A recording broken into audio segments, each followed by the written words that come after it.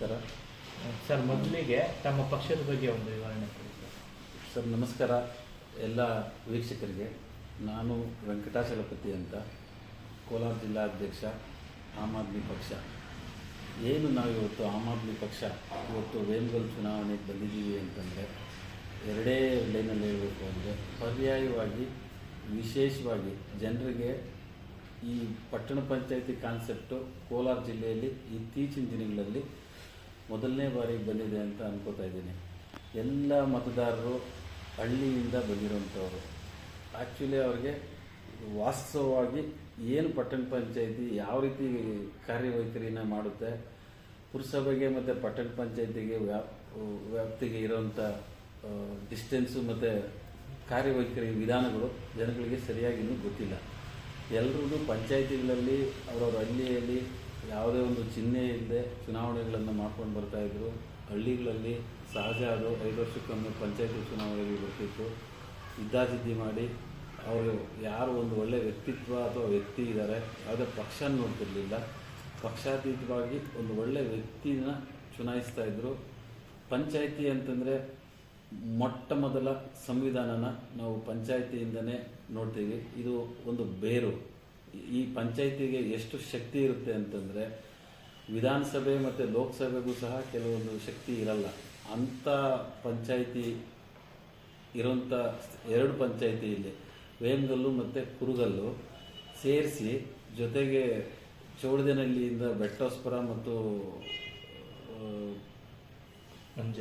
ಮಂಜಲಿ, ಆಮೇಲೆ ಸಾವುಕಾರ ಶೆಟ್ಟಹಳ್ಳಿಯಿಂದ ಪುರಳ್ಳಿ ಮತ್ತು ಪೆರ್ಜನಹಳ್ಳಿಯನ್ನು ಸೇರಿಸಿ ಇಲ್ಲಿ ವೇಮಗಲ್ಲು ಮತ್ತು ಕುರುಗಲ್ ಪಟ್ಟಣ ಪಂಚಾಯಿತಿಯನ್ನು ಚಾಲೂ ಮಾಡಿದ್ದಾರೆ. ಇದೊಂದು 5-6 ವರ್ಷಗಳ ಹಿಂದೆಯೇ ಅಸ್ತಿತ್ವಕ್ಕೆ ಬರಬೇಕಾಗಿತ್ತು, ಪಂಚಾಯಿತಿ ಅಧಿಕಾರ ತಗೋಬೇಕಾಗಿತ್ತು. ಕಾರಣಾಂತರಗಳಿಂದ ಇಷ್ಟು ವರ್ಷ ತಡ ಆಗಿದೆ, ಆದರೂ ಈಗ ಬಂದಿದೆ. ನಮ್ಮ ಪಕ್ಷದಿಂದ ಈ ಸಂದರ್ಭ, ಚುನಾವಣೆ ಅಂತಂದರೆ ಪ್ರಜಾಪ್ರಭುತ್ವದ ಹಬ್ಬ, ನಾವು ಅಭಿನಂದಿಸ್ತಾ ಇದ್ದೀವಿ. ಮೊಟ್ಟ ಮೊದಲಿಗೆ ನಾವು ಹೇಳೋದೇನು ಅಂತಂದರೆ, ಪರ್ಯಾಯವಾಗಿ ಈಗ ನಾವು ಎಲ್ಲ ಪಕ್ಷಗಳನ್ನು ನೋಡಿದ್ದೀರಿ. ಚಿಹ್ನೆ ಮೇಲೆ ಯಾವಾಗೆಲ್ಲ ಚುನಾವಣೆಗಳು ನಡೆಯುತ್ತೆ, ಯಾವ ಥರ ಚುನಾವಣೆಗಳು ನಡೆಯುತ್ತೆ ಅಂತ ಜನರು ನೋಡಿದ್ದಾರೆ. ಈ ಪಂಚಾಯಿತಿ ಲೆವೆಲಲ್ಲಿರುವಂಥ ಜನ ಮತ್ತು ಮತದಾರರು ತುಂಬ ಮುಗ್ಧರಿರ್ತಾರೆ. ಸೊ ಆ ಮುಗ್ಧತೆನ ಬಳಸ್ಕೊಂಡು ಈ ಚುನಾವಣೆ ಭ್ರಷ್ಟರ ಕೈಗೆ ಮತ್ತು ಈ ದೊಡ್ಡ ದೊಡ್ಡ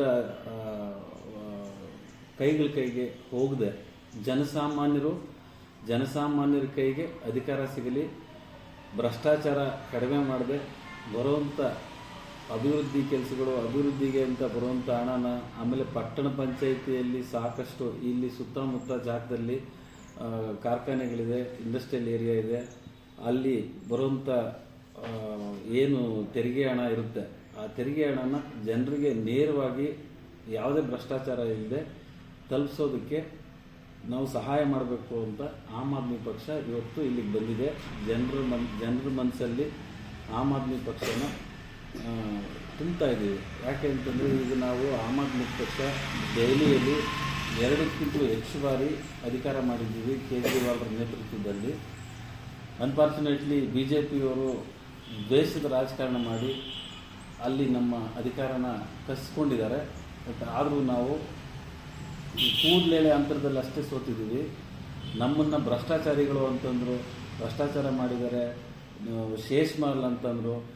ಶೇಷ್ಮಾಲ್ ಅವ್ರು ಹೇಳ್ತಾರೆ ಬರೀ 100 ಕೋಟಿ ಮನೆ ಅಂತ. ಕೇಜ್ರಿವಾಲ್ ಅವ್ರ ಸ್ವಂತಕ್ಕೇನು ಮಾಡ್ಕೊಂಡಿಲ್ಲ, ಅದು ಒಂದು ಮುಖ್ಯಮಂತ್ರಿಗಳು ಅಂತ ಮಾಡ್ಕೊಂಡವಾಗ ಮುಖ್ಯಮಂತ್ರಿಗಳಿಗೆ ಕೊಡುವಂಥ ಗೌರವ ಅದು ಯಾರು ಇವತ್ತು ಕೇಜ್ರಿವಾಲ್ ಇರ್ತಾರೆ, ನಾಳೆ ಇನ್ನೊಬ್ಬರು ಬರ್ತಾರೆ, ಹಿಂದೆ ಯಾರೋ ಇರ್ತಾರೆ, ಯಾರಿದ್ರೂ ಅದು ಸರ್ಕಾರಿ ಬಂಗ್ಲೆನೇ ಆಗಿರುತ್ತೆ.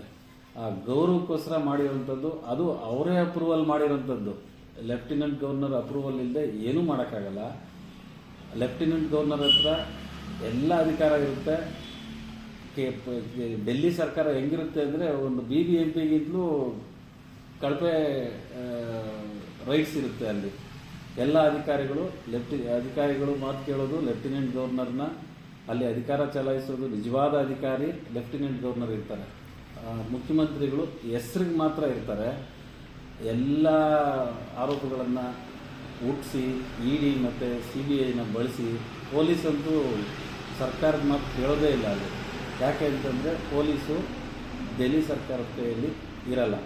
ಇವರನ್ನೆಲ್ಲ ಬಳಸ್ಕೊಂಡು ಅಲ್ಲಿ ಮಾಡಿರೋಂಥ ಅಭಿವೃದ್ಧಿ ಕಾರ್ಯಗಳನ್ನು ವಿದೇಶಗಳಿಂದ ಬಂದಿರೋಂಥ ನಾಯಕರು ಮತ್ತು VIP ಮೆಚ್ಚಿ ಹೋಗಿದ್ದಾರೆ. ಅವ್ರ ದೇಶಗಳಲ್ಲಿ ಅಳವಡಿಸೋಕ್ಕೆ ಪ್ರಯತ್ನ ಮಾಡಿದ್ದಾರೆ. ತಾವ್ಯಾರಾದರೂ ಡೆಲ್ಲಿಗೆ ಹೋಗುವಂಥವ್ರು ಸುಮಾರು ಜನ ಇದ್ದಾರೆ ನಮ್ಮ ಭಾಗದಲ್ಲಿ. ಡೆಲ್ಲಿಗೆ ಹೋಗುವಂಥವ್ರು, ಪ್ರತಿನಿತ್ಯ ಹೋಗುವಂಥವ್ರು, ರಾಜಕಾರಣಿಗಳು ಮತ್ತು ಇನ್ನಿತರ ಕೆಲಸಗಳು ಹೋಗುವಂಥವ್ರು ಇದ್ದಾರೆ. ಅವರೆಲ್ಲ ಹೋಗಿ ನೋಡ್ಕೊಂಡು ಬಂದಿದ್ದಾರೆ. ನಾನು ಸಹ 3 ತಿಂಗಳು ಅಲ್ಲಿ ವಾಸ ಮಾಡಿ ಚುನಾವಣೆ ಸಂದರ್ಭಗಳಲ್ಲಿ ಅಲ್ಲಿರುವಂಥ ಎಲ್ಲ ವಿಚಾರಗಳನ್ನು ನೋಡ್ಕೊಂಡು ಬಂದಿದ್ದೀನಿ. ಶಾಲೆ ಅತ್ಯುತ್ತಮವಾಗಿರುತ್ತೆ. ಸರ್ಕಾರಿ ಶಾಲೆ ಅಂತ ತಾವು ಹೇಳೋಕ್ಕೆ ಆಗಲ್ಲ. ಆಮೇಲೆ ಆಸ್ಪತ್ರೆ ಪ್ರತಿ ಅರ್ಧ ಕಿಲೋಮೀಟ್ರ್ 1 ಕಿಲೋಮೀಟ್ರಲ್ಲಿ ಮೊಹಲ್ಲಾ ಕ್ಲಿನಿಕ್ ಅಂತ ಅಲ್ಲಿ ಮಾಡಿದ್ದಾರೆ. ಆಸ್ಪತ್ರೆಗಳನ್ನು ಉಚಿತವಾಗಿ ಆಸ್ಪತ್ರೆ ಸೇವೆಗಳನ್ನು ಕಟಕಡೆ ವ್ಯಕ್ತಿ ದುಡ್ಡು ಇರಲಿ ಇಲ್ಲದೆ ಹೋಗಲಿ ಅವನಿಗೆ ಆಸ್ಪತ್ರೆಯಲ್ಲಿ ಒಳ್ಳೆ ವ್ಯವಸ್ಥೆ ಚಿಕಿತ್ಸೆನ ಕೊಡಿಸೋದಕ್ಕೆ ವ್ಯವಸ್ಥೆ ಮಾಡಿದೆ. ಮನುಷ್ಯನಿಗೆ ಬೇಸಿಕ್ಕಾಗಿ ಬೇಕಾಗಿರೋಂಥದ್ದು ಶಿಕ್ಷಣ ಮತ್ತು ಆರೋಗ್ಯ. ಇವೆರಡು ಇತ್ತು ಅಂದರೆ ಹೆಂಗೋ ಜೀವನ ಮಾಡ್ತಾರೆ. ಬಟ್ ಇವತ್ತು ನಮ್ಮಲ್ಲಿ ಏನಾಗಿದೆ, ನಮ್ಮ ರಾಜ್ಯದಲ್ಲಿ ಶಿಕ್ಷಣ